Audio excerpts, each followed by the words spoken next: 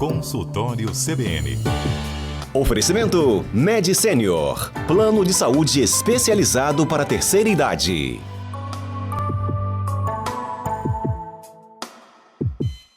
Henrique Bonaldi, médico, gente boa, super atento, é um médico paciente. É um médico tem paciência conosco para atender a gente aqui. O senhor é um médico paciente com a gente, né, doutor? Isso aí era bom vocês ligar para minha mulher para perguntar para ela se ela acha isso. Mário, depois você Adalberto... soltou aquela frase emblemática que já repetiram aqui, pelo amor de Deus. Aqui, posso fazer um registro, Mário? Tem um grande amigo chamado Rafael Colodetti, que acho que captou a mensagem do programa. Esse final de semana a gente se encontrou e ele falou que ele dá boas risadas e ao mesmo tempo que aprende muito conosco. E acho que é esse o intuito, né, Mário? Falar de medicina de uma forma mais leve, mas muito responsável. E ele dá risada com nós dois. Ele falou bem assim que você levanta a bola e aí eu não aguento e corto. Assim foi como ele definiu. E acho que é isso aí, essa parceria. Rafael Colodetti, muito obrigado. Mas você não aprende conosco, você aprende com o Henrique Bonaldi. A gente aqui só faz pergunta. Os ouvintes já querem perguntar para o senhor. Posso ir para os ouvintes? Bora. Vamos lá. Carlos Teixeira, ultimamente tenho acordado com muita secura na boca. Já ouvi o médico falar algo sobre isso, mas não era comigo, nem liguei. Não identifiquei o problema, não prestei atenção. Doutor, agora tá comigo. Ele falou, eu tô com secura na boca. O que pode ser? É preocupante? Carlos Teixeira. Isso tem um nome, né?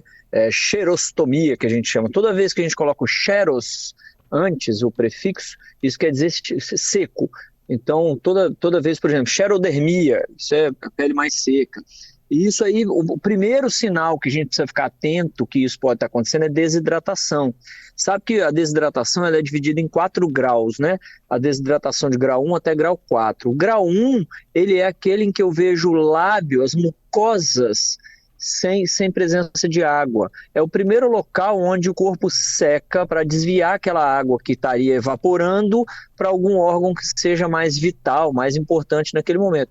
Então a primeira coisa que eu sugiro a ele é que mantenha a hidratação do jeito certo. Manteve a hidratação e continuou, Mário, aí assim, de dentista passando por otorrinolaringologista, um bom clínico, pode fazer algumas solicitações de exames e pesquisar isso com um pouco mais de critério. Agora, assim, sozinho, estou só com isso, nossa, mas é 99,999% de chance de ser desidratação. Isso com olho também seco, com pele mais seca, existem até algumas doenças reumatológicas, né?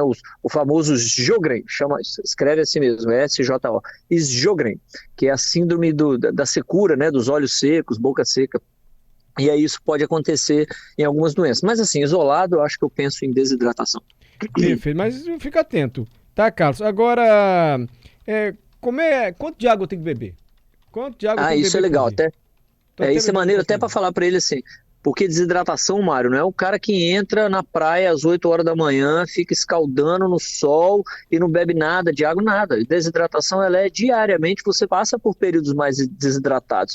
Por exemplo, estou há 6 horas sem beber água, pode ter certeza que você tem algum nível de desidratação, porque o corpo vai concentrando a água do resto do corpo para jogar para os órgãos vitais. Então, desidratação não é uma síndrome sempre grave, o cara só que teve queimadura, nada disso. Bom, para um indivíduo de 70 quilos, a gente estima que a gente está falando de mais ou menos 2 a 3 litros de água dia para se manter bem. E aí quando a gente fala água, na verdade é líquido, né, Mário? Aqui entra até refrigerante, entra aqui esses gaseificados, entra café. O que não entra é álcool, porque o álcool quando entra, ele infelizmente tem um efeito antidiurético. Então, ele vai fazer, o diurético, na verdade, né? Ele vai inibir o ADH, que a gente chama, que é um hormônio para não deixar a diurese acontecer. Ele inibindo esse hormônio, a diurese acaba acontecendo mais do que deve. Diurese é urina, diurese é urinar, é só isso, é um jeito metido da medicina de falar. E aí o álcool, como ele gera muita urina no cara, ele acaba não adiantando de nada. Eu bebo 10 litros de cerveja, mas urino 12 litros, porque eu inibi o hormônio. Então o álcool é o único que não conta nessa história toda, mas chá e tudo mais conta. Então o álcool de fato faz a gente fazer mais xixi? De fato. E no frio, então, pode imaginar, né? Porque o frio também faz a mesma ação do álcool. Ele inibe esse hormôniozinho, que é o hormônio que segura a diurese. É o hormônio que não deixa você urinar tanto. E aí você imagina, nas montanhas, festival de inverno, e tome cachaça, tome urina, é assim mesmo. E aí acaba não hidratando. Aliás, Um dos motivos do coma alcoólico, para quem está nos escutando aí, é a desidratação. O que você faz com aquele cara porque eu fui tomar glicose no poço. Não foi não, meu bem. Você foi tomar glicose e soro. Soro para hidratação. É o que te tira das mazelas. Olha só, então o álcool desidrata dessa forma. Eu vejo muita gente hoje andando com garrafinha, essas garrafinhas térmicas, canudinho, bebendo água o tempo todo. Tá certo esse pessoal, né, doutor? Tá certíssimo. E quanto mais água você bebe, melhor você fica. Tem uma doença raríssima que faz o sujeito ficar com mais sede do que deve, beber água mais do que deve. E aí é uma doença psiquiátrica. Tirando esses indivíduos, Mário, quanto mais água você bebe, melhor. Não existe um limite superior. O cara não pode tomar mais do que 5 litros de água, senão ele vai ter um troço. Não, mentira. O cara que é um indivíduo normal, um indivíduo com qualidade de vida, quanto mais água ele tomar, melhor mais bem tratado o rim dele vai ser, menos na fila da diálise, menos na fila do transplante de rim ele fica. E você sabe que eu presto muita atenção, né, doutor Henrique, no que você fala. Eu lembro quando a gente falou de álcool também em ressaca, eu acho que foi você que falou. Eu só ouço você também de médico, que a dor de cabeça é por causa da desidratação no cérebro, não é isso? Exato, exato. Quem está nos escutando, mulheres que tiveram aí parto normal, parto cesárea, né, que fizeram aquela peridural, várias delas vai pipocar o WhatsApp aí, pode ver aí que vai pipocar. Teve um negócio chamado cefaleia pós-RAC. O que é a cefaleia pós-RAC? É que o cara, na hora da raquianestesia, ele acaba saindo um pouquinho do líquor, que é aquele líquido que fica em volta da cabeça. Quando acontece isso, é como se de uma forma muito aguda e imediata você desidratasse o cérebro do cara. E aí ele tem dor de cabeça por isso. Então é mais ou menos o mesmo mecanismo. Na hora que você desidrata o cara, a dor de cabeça, por vezes, é pelo mesmo motivo. Ele está desidratando locais onde era para ele ter mantendo hidratação normal. Aí, ó. E esse líquor volta, né? Ele volta depois, líquor. Volta a produzir. Igualzinho quando você joga água para dentro do corpo. Jogou água para dentro do corpo, o resto é com o seu rim e com o seu sistema todo. Ele vai distribuir a água certinho onde está faltando, não se preocupe. Olha o dilema da Débora agora, já que a gente está falando de beber água, nosso ouvinte Débora. Minha mãe está desidratada, mas não consegue beber muita água porque fez bariátrica. O que fazer? Faz sentido isso? Eu estou no raciocínio dela, diminui o estômago, não cabe mais muita água, mas ela está desidratada, diz a Débora. Faz sentido e isso aí tem que procurar o médico que operou, tem que avisar isso para ele. Primeiro porque tem que passar por avaliação médica para saber se está mesmo desidratada. Às vezes, Mário, está dando a impressão de estar desidratada e não está. E ao contrário também existe. Às vezes o cara acha que ele está super bem e ele já tem uma desidratação grau 1, grau 2. Então tem que procurar o médico. Até porque o tratamento disso, às vezes, precisa ser por veia. Precisa jogar o soro fisiológico lá dentro da veia do cara. Não pode esperar só que a água dê conta. Isso é muito comum nas desidratações mais brutas. Quando o cara já está com o que a gente chama de hipovolemia. Hipo na medicina, em tudo, aliás, né, é menos. Então é como se ele tivesse menos volume de sangue do que deve. Ele perdeu tanta água, que o corpo entendeu que ele tem menos volume de sangue. Ao invés de ele ter 6, 7 litros, ele está com 5, com 4. Esse indivíduo precisa ser hidratado de forma rápida. Não adianta você jogar água no estômago dele. E aí você pega uma veia do cara e joga água para dentro via veia. Você gosta de prefixos, né, doutor? Ele gosta de prefixos. Tudo não. Sharon significa secura. Não. Hipo é pouco. Hiper é muito. Toda vez que for informação, como é que é? Ele gosta. It é prefixos e sufixos. Assim entende, né? É porque é uma tentativa para fazer o ouvinte entender esses palavrão que a gente fala. Exatamente. Porque quando o cara fala hipovolemia, minha nossa, o sujeito do lado de lá da rádio ele convulsionou, ele já caiu no chão morrendo, porque ele não entendeu o que nós estamos falando, entendeu? Entendi. É um trem muito longe. E é uma besteira, é só menos volume que deve. Eu tento explicar para todo mundo desmistificar, essa é a ideia. E a gente adora quando você explica. E eu, por exemplo, depois da sua, já falei, eu nunca mais tive dor de cabeça, só cefaleia. Que eu nos mais jaquetas, o cardigan. Só tem algum cardigan, doutor? A gente não tem mais jaqueta, a gente tem cardigan aqui, dos mais chiques.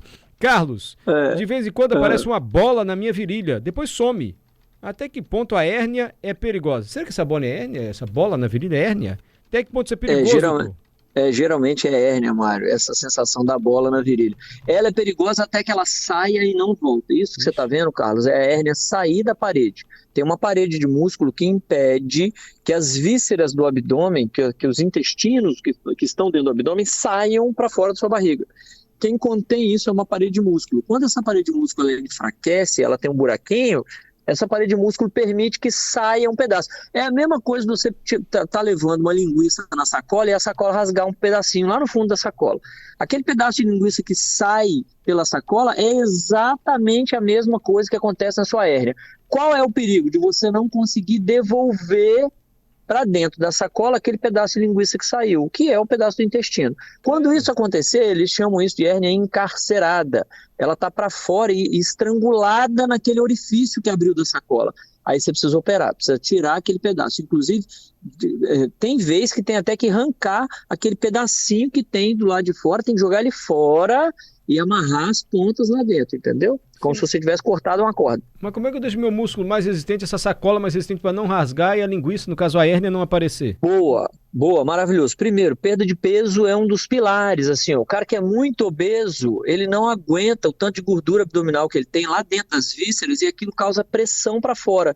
E ele geralmente é obeso porque ele não faz atividade física, ou seja, os músculos dele são mais fracos. Então, levar uma vida com hábitos saudáveis, praticar atividade física e ser mais magro, coopera, mas tem hora que não tem jeito, Mário, tem hora que é genética esse trem, sabe? Tem um montão de gente que tem história na família inteira de hérnia, aí tem que operar e tem que resolver. E resolve e fica super bem, pode confiar. Aí, pode confiar, tá bom, Carlos?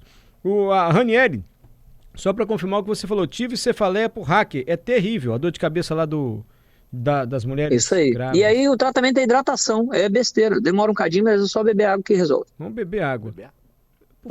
Mas se tiver muito grande, a cefaleia tem que ir para o hospital, porque aí tem que fazer na veia, aquela história toda que nós conversamos aqui.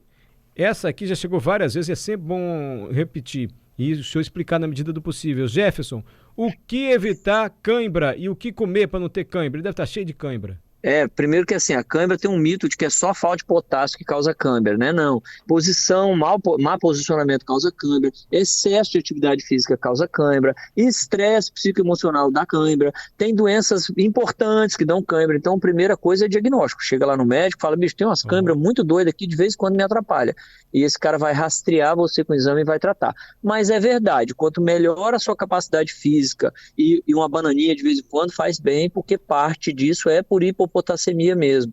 Hipotassemia de potássio. E semia de sangue, aí ó, é só isso, é potássio baixo no sangue, é simples. Ai, esse doutor, hein?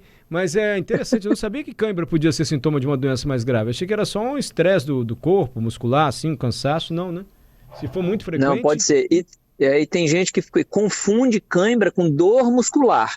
Porque o cara tem a dor muscular quando ele faz tal movimento e às vezes ele não tem aquele movimento e ele acha que é cãibra. Então, como a gente está à distância, Mário, a melhor orientação que a gente pode fazer é procura um médico. Cara, está tendo recorrentes vezes, procura porque ele é capaz de identificar a causa e ele trata isso de uma forma muito simples. Ninguém fica com cãibra 50 anos na vida, não. Pode ficar sossegado. Henrique Bonaldi, toda terça-feira conosco, dando show de...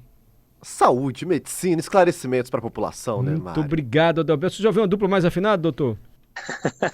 Ia falar nisso, Rafael Claudete fala, também disse que Adalberto é show de bola. Ele fala que Adalberto faz os comentários sempre para, não só para enriquecer, mas para a gente dar risada. É que ele usou termos de um amigo, né? Então não posso usar aqui, mas basicamente sabe o que ele aprontou hoje aqui? Já acabou a o tempo. alegria é contagiante, é mais ou menos isso. Sabe o que ele aprontou hoje aqui? Falou que eu tava no inferno astral. Falei, inferno, meu Deus, ele tá lascado, mas você tá mergulhado no seu inferno astral. Meu pai amado, e agora? Aí depois ligou pro astrólogo, sabe o que o astrólogo falou? Não existe inferno astral, é invenção de brasileiro. Vixe Maria, Adalberto, e agora, hein? Não, mas eu acredito mais no Adalberto. Mas você gosta de nele também. A gente vai... Nós estamos desenfernados agora, doutor. Fica com Deus, Henrique. Tchau, gente, vamos com Deus.